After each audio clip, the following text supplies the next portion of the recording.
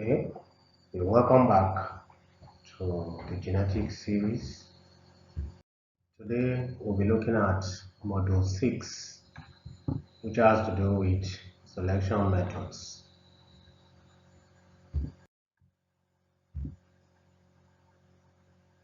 So there are two methods basically used in selecting traits in animals. This could be for a single trait or for multiple traits.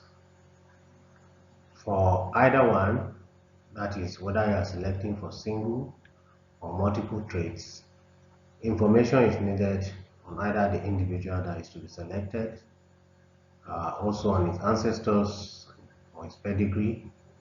We sometimes get information from the siblings or a combination of all of them. Also, we also have to take into consideration other factors that may affect the expression of the trait of interest.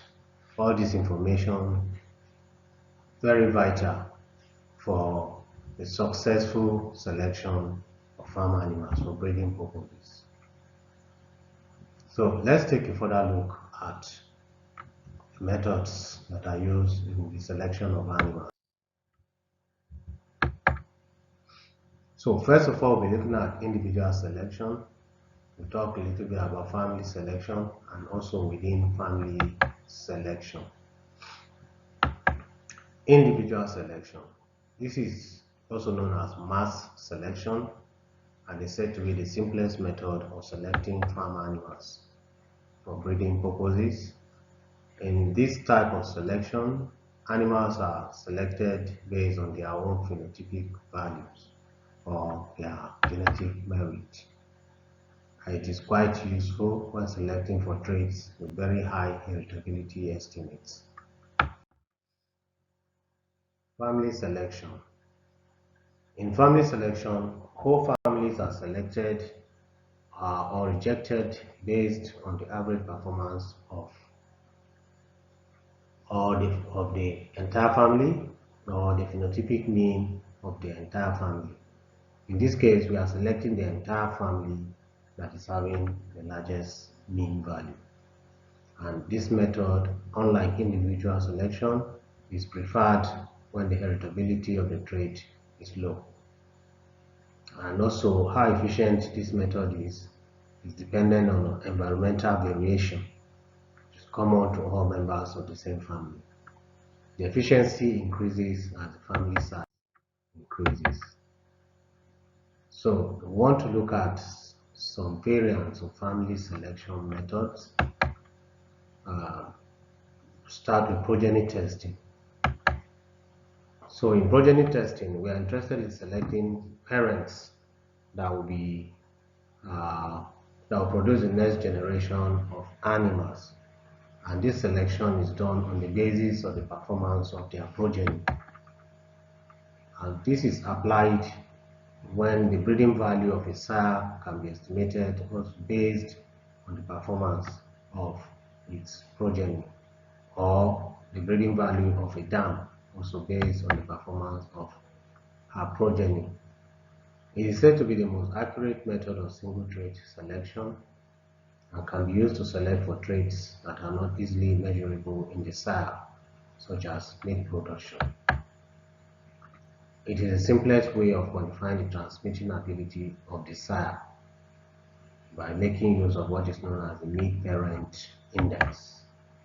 So this meat parent index states that the progeny is equal to the dam divided plus the sire, all divided by 2. Progeny is equal to dam over 2 plus sire over 2. That is, the progeny will inherit half of its genes from the dam and the other half from the sire. So therefore, we can extrapolate this formula to read as follows: that the progeny is equal to the dam plus the sire divided by 2. So if we cross multiply, we get 2 progeny is equal to dam plus sire. Therefore, if we want to estimate the sire's ability, This is equals to 2 times the progeny minus the dam. And if it is that of the dam, then it is 2 times progeny minus the sire. Pedigree selection.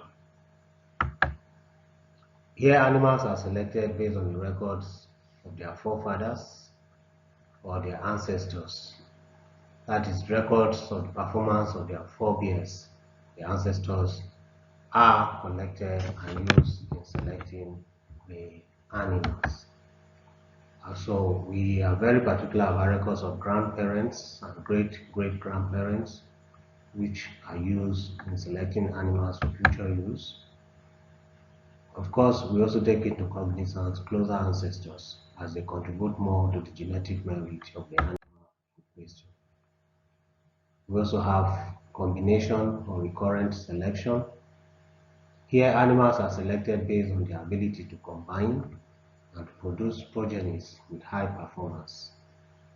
So in this case, individuals from a population are crossed with what is referred to as a test line, which is known for its good genetic merit, or what is referred to as its combining ability. Therefore, animals are selected based on how well they combine with this test liner. So crossbreds are usually produced in the process. These are not kept for breeding purposes. They are rather sold.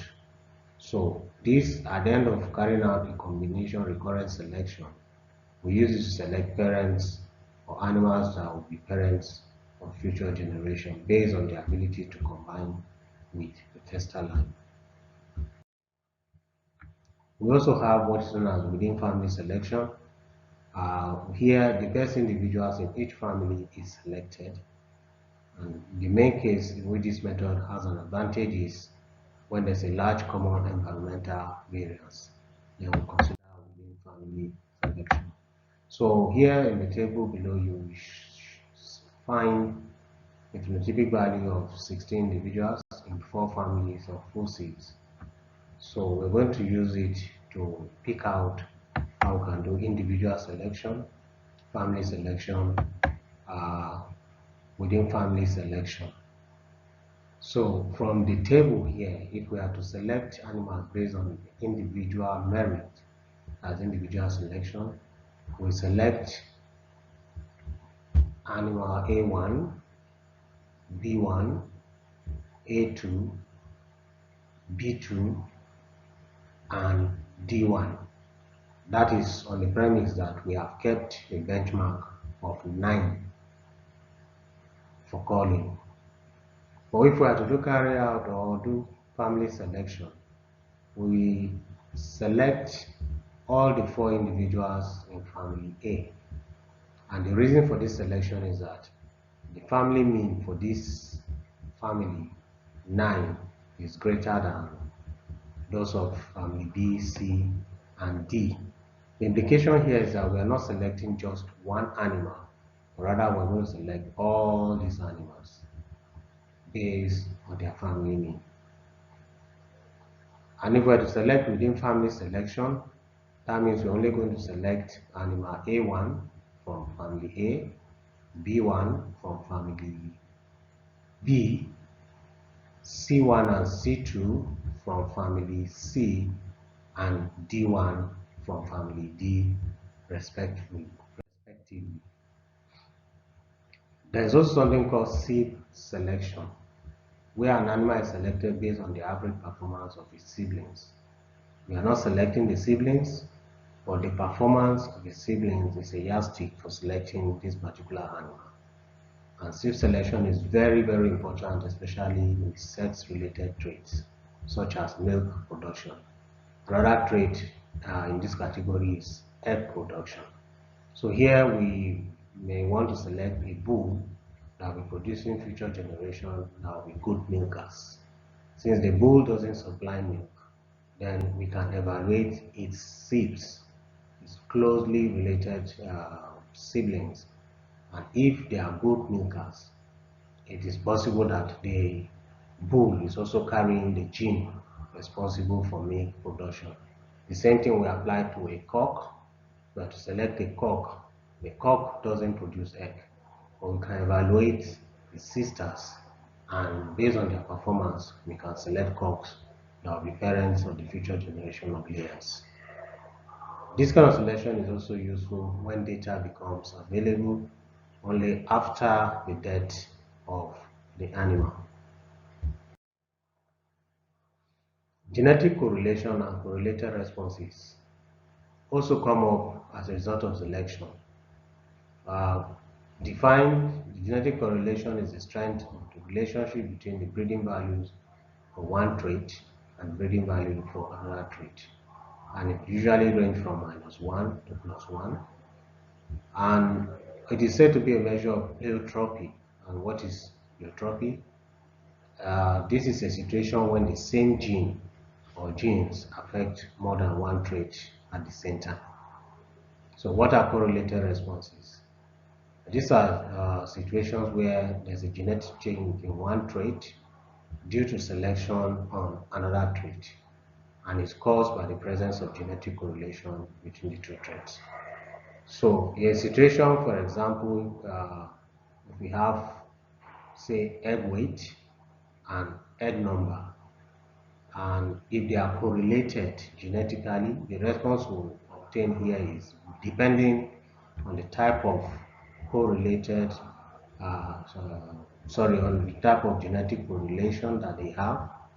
If it is a positive one, if we select for one trait and improve it, it will lead to a positive impact on the second trait, and the reverse is also true. So going back, for example, of egg weight and egg number, there is an inverse correlation, genetic correlation, or a negative genetic correlation between egg number and egg weight. The implication for this case is that when you improve the body weight, the egg weight, there will be a decrease in the number of eggs that will be laid by a particular bird. So these things are very important to be noted as we go about selecting and improving animals.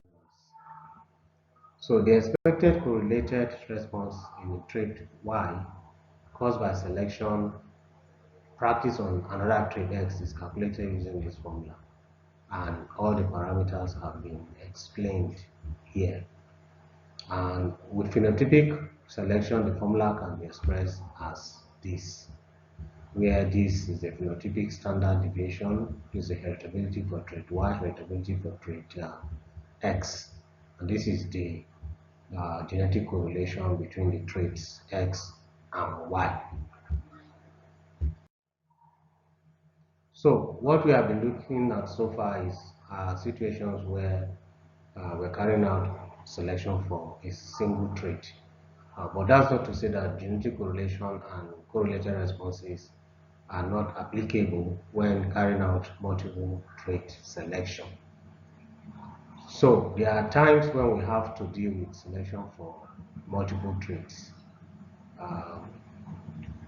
And if we are to do that, there are three basic methods that can be applied. We have the tandem selection, we have what is known as the independent calling level, and we also have what is known as the economic selection index, or simply selection index. So we look at them individually, the advantages and the disadvantages. So tandem selection is a situation whereby a breeder begins by selecting for one trait and improves it over several years until what is desired is achieved. And then we now begin selecting for the second trait of interest, and this also goes on until the desired level of improvement is reached. So what happens here is that selection is achieved when what is expected for trait A is achieved at about the same time, is achieved without negatively affecting what is desired for trait B. So the method is not very efficient, however, it's also time wasting because you have to spend several years selecting for trait A and then several other years for selecting for trait B. Also, if there is unfavorable genetic correlation, for example, when we have a negative correlation, selecting for one trait will negatively affect the other trait. The next one is the independent calling levels. In carrying out this selection, a standard or what is known as a calling level is set for each trait. And for an animal to be selected at the end of the process, it is expected that it must have met all the standards set for each of the traits of interest. So what happens when an animal is not able to meet up with a particular set of standards or the standards that are set for all the traits? If this kind of situation occurs, the animal is called, even if it is very excellent for one or more of the traits of interest, in as much as it is not able to meet up with the entire set of standards that are set, it is not selected for breeding. What is good for independent calling levels is that it is faster than tandem method, even though it is very strict. And it may result in the calling of certain animals showing excellence in one trait, but is failing to meet up with the standards set for other traits. Economic selection index, or simply selection index. So this is the highest level of selecting for multiple traits, and what it does is that it combines information on several traits in a single selection index using what we refer to as weighting factors. So as an example, a typical selection index may look something like this. I is equals to this plus this plus da da da da. These are many traits. Yeah, it could be I plus B2, B2 minus B3, B3 like that. So when to define these parameters, the P1 to Pn are the weighting factors, and usually they are partial regression coefficients. And the P1 up to Pn are information on trait 1, trait 2, and up to the limit that the breeder is interested in. And the Pn is information on the trait. So it is more efficient than tandem selection and even independent calling methods. And the reason is because it takes into account the genetic correlation between the traits. It also takes into account the economic value for each trait. So an animal's excellence in one trait can compensate for its weakness in another trait, because everything is combined finally into an equation that is used in selection. So the selection index itself is actually a prediction of the aggregate breeding value H of the animal, and this is what is referred to as the breeding objective. So if we have it as H, which is the aggregate breeding value, we have the regression coefficients, the trait of interest, and so on. Okay, so H is the aggregate breeding value. This is measured in monetary terms, dollars, euro, naira, cedis, and so on and so forth. The A's are the economic weights for traits A1 and A2, for trait A1 and A2. So the economic value is actually the amount of change in profit, which is measurable in monetary terms due to a change by 1 unit in the breeding value of a trait. So how do you construct a selection index? Construction of selection indices will require estimates of the genetic and phenotypic variances, and also the covariances for traits that are included in the index. When we use this estimate in conjunction with the economic weights, then it becomes a straightforward affair. So normally we use a matrix computation to develop the economic selection index using n number of traits. So some of the definitions are, as we have it here, P is a phenotypic variance and a covariance matrix for n traits. N times 1 is a column vector of partial regression coefficients that will be solved for. G is equals to also n plus 1 column vector of genetic variances and covariances between the traits, and A is a vector of economic weight for traits. So if we combine this into an equation, we have something like this: PB equals to GA. And when we solve the equation for the partial regression periods, we get B is equals to this and GA. So this is an example for two traits where we're trying to select for yearling weight and birth weight in beef cattle. And this is the selection index. These are the matrices, the variances, and the covariances. So if we are to give them values such as VP1 is 3000 and the covariance between A1 and A2, which is this, as 168, if you put all the values into the matrix and it is solved, we end up getting our selection index as I, which is equal to yearling weight minus 5.8 body weight. So this is an application of the index that we just created to beef cattle data, and these numbers are all in pounds. So this is for animal 1.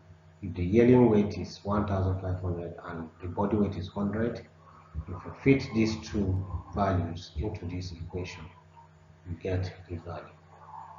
If you do it for animal 2, you get this value. If you do it for animal 3, you get this value. So what normally happens is that if you have 1000 animals and you have their yearling weight and their body weight, and you want to carry out selection, you don't need to physically look at the animals to decide which is the best. You just put these two for all the 1000 animals into the equation, and then all the 1000 animals are ranked, and those that fit into the percentage that is required for selection are picked.